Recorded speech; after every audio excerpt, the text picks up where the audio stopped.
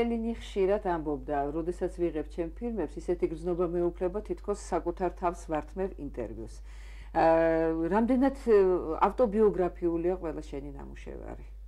მოდი ისე ვთქვათ, იცი, მე ჯერ არა იმ ასაკში რო გადავიღო ავტობიოგრაფიული ფილმები, ან თუ გადავიღებ საერთოდ არ ვიცი, მაგრამ ყოველ შემთხვევაში ის რო ჩემ ფილმებში არის გარკვეული ზეგავლენა იმისი, რაც ხდებოდა გარეთ, ან შიგნით, ჩემში თავისთავად არის.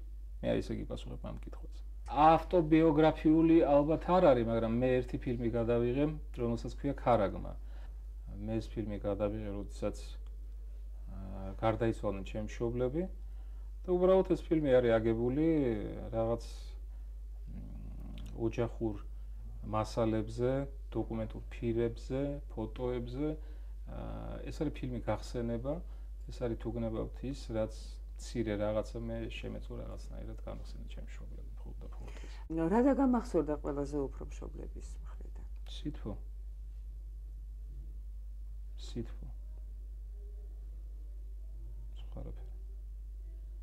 და სიყვარული თავისთავად, სხვა რა უნდა იყოს. რაში გინდა გავდე შენ მშობლებს? ყველაფერში.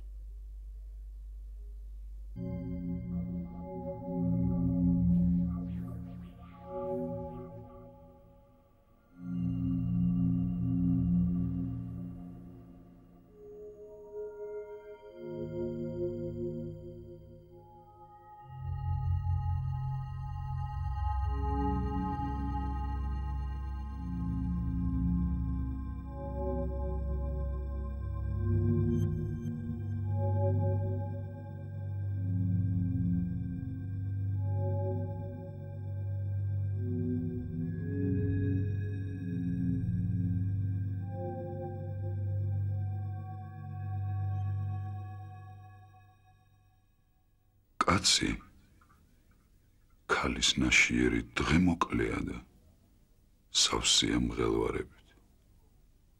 ყვავილივით გამოდის და ჭკნება. ჩრდილოეთით გარბის და კვალს არ სტოვებს. მაგრამ კაცი კვდება და ძლეულია. სულს ამოუშვებს ადამიანი და სადღა არის. წყალი გაედინება ზღვიდან, დინარე იწრიტება და შრება. ადამიანიც დაწვება და ვეღარ ადგება.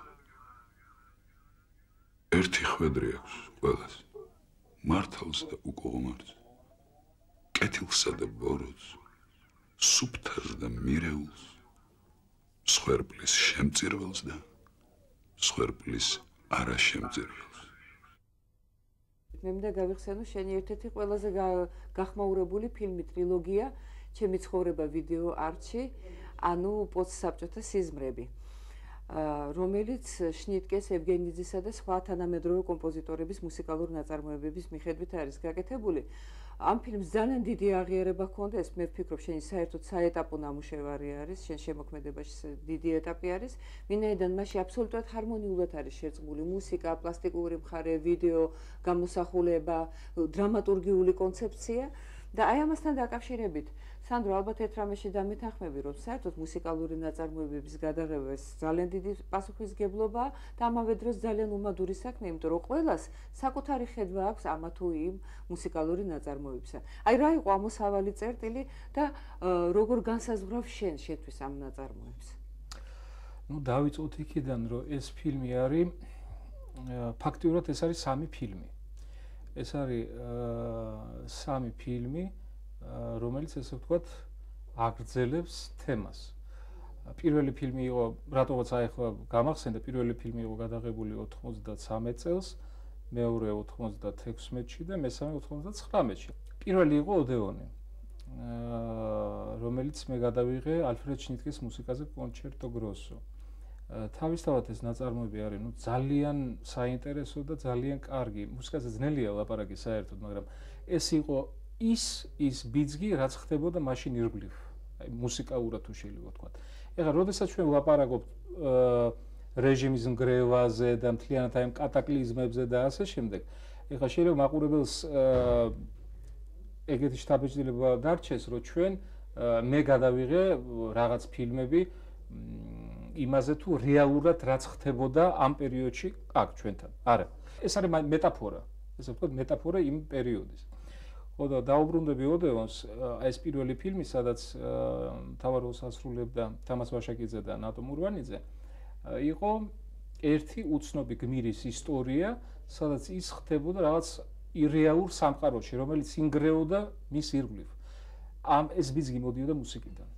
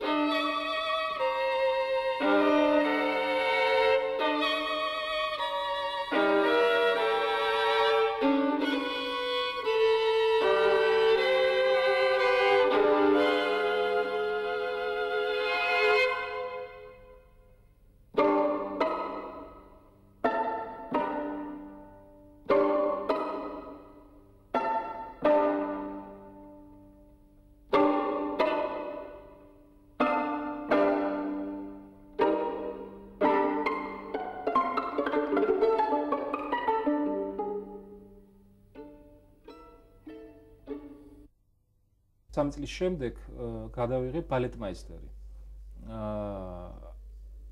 თამაშობდა თამაზ ვაშაკიძე და ეს უკვე იყო ოდნავ სხვა გმირი, ეს იყო ბალეტმაისტერი, ვისაც ძალიან უნდოდა რაღაც სპექტაკლის დადგმა, მაგრამ ვერ დგავდა და მთელი ეს ფანტასმაგორია რაც ჰქონდა, ესე იგი მოფიქრებული, ჩვენ გამოვხატეთ მე და თამაზმა ვეცადეთ ყოველ შემთხვევაში გაგვეკეთებინა ეს პლასტიკით, კადრით, მუსიკით. მუსიკა იყო დაწერილი სპეციალურად დათო ევგენიძის მიერ და არაჩვეულებრივი საუნდტრეკის ჩაწერა.